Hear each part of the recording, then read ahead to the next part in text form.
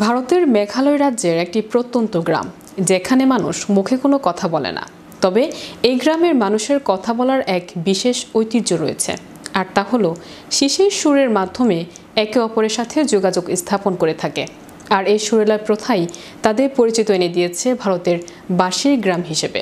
বিস্তারিত থাকছে ডেস্ক রিপোর্টে। একটি গ্রাম যেখানে কোনো মানুষ কথা বলে না। এখানে বাচ্চা থেকে বুড়ো সবাই সুরে সুরে একে অপরের সঙ্গে কথা বলে। অদ্ভুত ও সুরেলা এ গ্রামের নাম কংথং, যা মেঘালয়ের গভীরে অবস্থিত। এখানে জীবনের প্রতিটি মুহূর্ত বাঁশির সুর আর গানের মাধ্যমে প্রকাশিত হয়।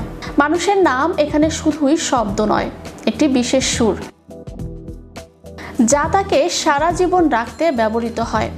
শুনতে অবাক লাগলেও এই গ্রামের মানুষরা প্রাচীন খাসি জনগোষ্ঠীর ঐতিহ্য ধরে রেখে গানের মাধ্যমে তাদের পরিচয় বহন করে চলেছেন।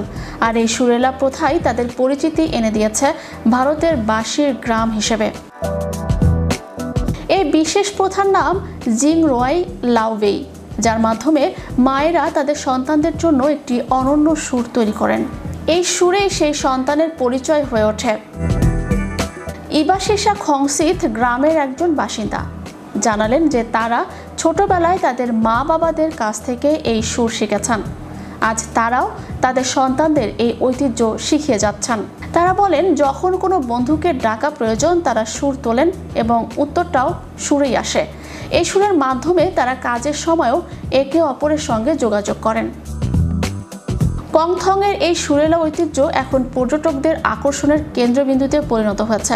শিলং থেকে প্রায় 60 কিলোমিটার দূরে অবস্থিত এই গ্রামটিতে আজকাল বহু পর্যটক আসেন কেবল এই ঐতিহ্যটি দেখার জন্য।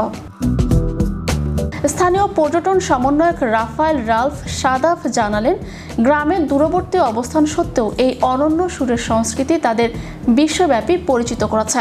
এমনকি এই গ্রামকে United Nations World Tourism Organization কর্তৃক ভারতের সেরা পর্যটন গ্রামগুলির মধ্যে অন্যতম হিসেবে মনোনীত করা হয়েছে। এই গ্রামের মানুষদের দৈনন্দিন জীবনে বাঁশির সুর যেন জীবনের এক অবিচ্ছেদ্য অংশ। এখানে প্রতিটি ডাক, প্রতিটি যোগাযোগ, এমনকি কাজ করার সময়ও সুরের মধ্যেই প্রকাশিত হয়। এ যেন প্রকৃতির সঙ্গে একাত্ম হওয়ার এক সুরেলা ভাষা, যা মানুষকে শুধু একে অপরের সঙ্গে নয় বরং প্রকৃতির সঙ্গেও যোগ করে। এই গ্রামে প্রযুক্তি নয়, সুরের মধ্যে লুকিয়ে আছে যোগাযোগের শক্তি। পর্যটকরা এখানে এসে সেই সুরের মধ্যেই হারিয়ে যান, যেখানে প্রতিটি ডাকের মধ্যেই মিশে থাকে প্রজন্মের পর প্রজন্ম ধরে চলে আসা ঐতিহ্যের সুর। চ্যানেল ইউরোপ, বিনোদন ডেস্ক।